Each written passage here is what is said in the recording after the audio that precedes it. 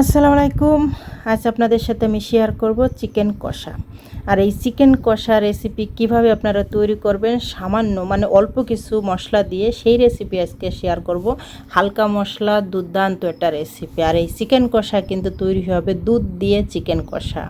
এটা কিন্তু দুধের চিকেন কষাও বলে থাকে সব জায়গা, কেন কি এটা কিন্তু মেনটাই হচ্ছে এই চিকেন কষা, তো অবশ্যই দুধটাই মেন কারণ। তাহলে রেসিপিটা আমি কিভাবে তৈরি করি, এত সুন্দর লোভনীয় একটা রেসিপি, অনেক মিষ্টি রেসিপি তো শেয়ার করেছি, আজকে বললাম ঝাল কিছু শেয়ার করি আমার প্রিয় বন্ধুদের সাথে। তাহলে আজকে রেসিপিটা দেখে নিন, আশা করি খুবই ভালো লাগবে। এখানে আমি 6 পিস মুরগির মাংস নিয়েছি, আর এটা বড় বড় পিস করে আমি নিয়েছি। এই মাংসটা, এই যে চিকেন কষাটা, মাংসটা যত বড় হবে তত কিন্তু টেস্ট ভালো হবে। আমি এটা গায়েটা কিন্তু খুব সুন্দর করে চিড়ে চিড়ে নিয়েছি। এখন একটু লবণ বা হলুদ, আর এখানে আর কোনো কিছু দেবো না, জাস্ট মাখিয়ে রেখে দিব 20 মিনিটের মতন। লবণ হলুদ মাখিয়ে আমি 20 মিনিটের মতন ঢাকা দিয়ে রেখে দিব, যাতে একদম লবণটা একদম চিকেনের ভিতরে চলে যায়। এটা অবশ্যই করবেন। এর ভিতরে আমি পেঁয়াজের যে বেরেস্তাটা আছে সেটা আমি করে নেব। এইটা কিন্তু পেঁয়াজের বেরেস্তা লাগবে, এই জন্য পেঁয়াজের বেরেস্তা আমি করে নেওয়া লাগছি। বেরেস্তা কীভাবে তৈরি করে সেটা অবশ্যই আপনারা সবাই জানেন, কম বেশি সবাই কিন্তু জানেন। পেঁয়াজের বেরেস্তা হয়ে গেছে, আমি তুলে নিয়েছি।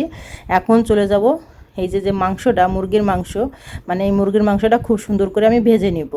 আর এটা উল্টে পাল্টে খুব সুন্দর লাল লাল করে ভেজে নিতে হবে, যাতে এই ভাজাতেই কিন্তু একদম চিকেনটা 100 50% কুক হয়ে যায়। আর এরমভাবে ভাজবেন না যে মাংসটা পুড়ে যায় বা তিতো লাগে বা একদম হয়ে যায়, উপর থেকে শক্ত হয়ে যায়, সেটা না, একদম জুসিভাবে ভাজতে হবে। চুলের আঁচ একটু লো মিডিয়ামে রেখে সুন্দর করে ভেজে নিতে হবে, আর উল্টে পাল্টে দিয়ে।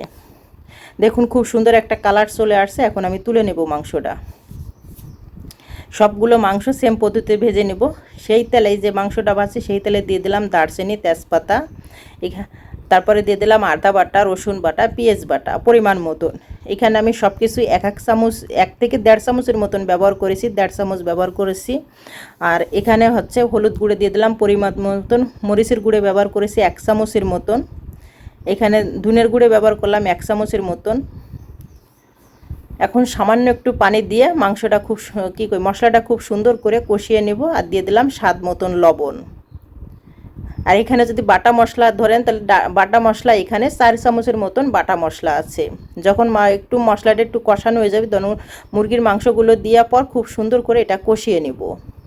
আর কষানোর পর দেখবেন উপর থেকে একদম পুরোটা তেল ছেড়ে দেবে, পানি এক ফোঁটা থাকবে না, পানিটা টেনে আসবে, তখন বুঝবেন কষানো পারফেক্টলি হয়ে গেছে। এতে কিন্তু মাংসটাও কিন্তু সেদ্ধ হয়ে আসবে। আর দ্রুত করা যাবে না রান্না, তাহলে কিন্তু একদম রান্নাটা খারাপ হয়ে যাবে, তাহলে পোড়া পোড়া একটা গন্ধ চলে আসবে। একটু ধৈর্য ধরে এই রান্নাটা করতে হবে। এখানে আমি আধা লিটার গরুর দুধ নিয়েছি, এই দুধটাই দিয়ে কিন্তু এই মাংসটা আমি রান্না করব। যদি একটু দেখেন যে দুধে একটু শর্ট পড়ছে, তাহলে অবশ্যই এখানে আপনারা আরও 200 গ্রামের মতন দুধ এখানে ব্যবহার করবেন। আমার মনে হয়েছে যে আধা লিটার দুধে আমার হবে না, সেখানে আমি আরও 200 গ্রামের, মোট আমার এখানে যদি আমি বলি 700 থেকে 800 গ্রামের মতন দুধ এখানে আমি ব্যবহার করেছি। কেন কি এই রান্নাটা, এই তরকারিটা, এই চিকেন কষাটায় অবশ্যই এখানে পানি কিন্তু ব্যবহার করা যাবে না, জাস্ট দুধটাই কিন্তু রান্না করতে হয়। কেন কি এই দুধটা রান্নলে এর টেস্টটা দ্বিগুণ হয়ে যাবে। এখন খুব সুন্দর করে এখন এটা আমি রান্না করে নিতে হবে, যাতে মাংসটা একদম পারফেক্টলি যেটুক সেদ্ধ বাকি আছে সেটাও যাতে একদম পারফেক্ট সেদ্ধ হয়ে যায়। এই মুহূর্তে যত দুধটা এটা আমি রান্না করবা লাগছে, এই মুহূর্তে ঢেকে দেবেন না, তাহলে কিন্তু একদম পড়ে যাবে। দেখুন কয়েক মিনিট পর একদম গায়ে গায়ে মশলাটা লেগে গেছে, এখনও কিন্তু হয় না। এটা আরও টানিয়ে নিতে হবে যে এই মাংসর সাথে, যাতে একদম মাংসটা লেগে যায়।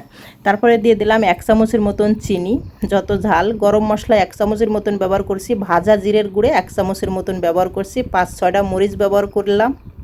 আর এখানে পেঁয়াজ বেরেস্তা ব্যবহার করব 1 মুঠ। এটা আপনারা যতটা বেরো, আবার অতিরিক্ত ব্যবহার করা যাবে না। 1 মুঠের মতন পেঁয়াজ বেরেস্তা ব্যবহার করেছি। এটা এখন ঢাকনা দিয়ে এটা আমি দমে রেখে দিব জাস্ট 5 মিনিটের জন্য। ব্যাস 5 মিনিট পর দেখুন একদম গ্যাবিটা খুব মাখো মাখো হয়ে গেছে, আর মাংসটাই একদম এতটা জুসি বা এতটা সফট হয়েছে, অনেকটাই নরম তুলতুল হয়েছে। একটা মাংস কিন্তু হার্ডি হয় নাই, একদম গায়ে গায়ে লেগে গেছে মশলাটা।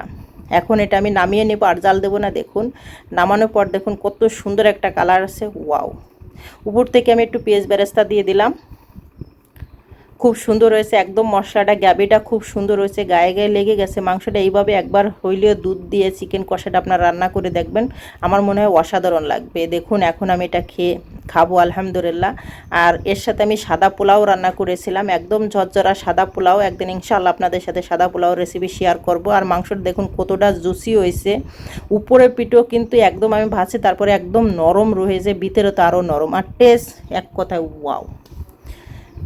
তার সাথে সামান্য একটু মরিচ নেবেন, খুবই সুন্দর লাগবে। আপনারা যেরকম খেতে মন চাই এরকম আমার মতন একবার হইলে রান্না করে খেয়ে দেখুন, আশা করি খুবই ভালো লাগে। সমস্ত উপকরণ কিন্তু আমাদের হাতের কাছে থাকে সব সময়ই।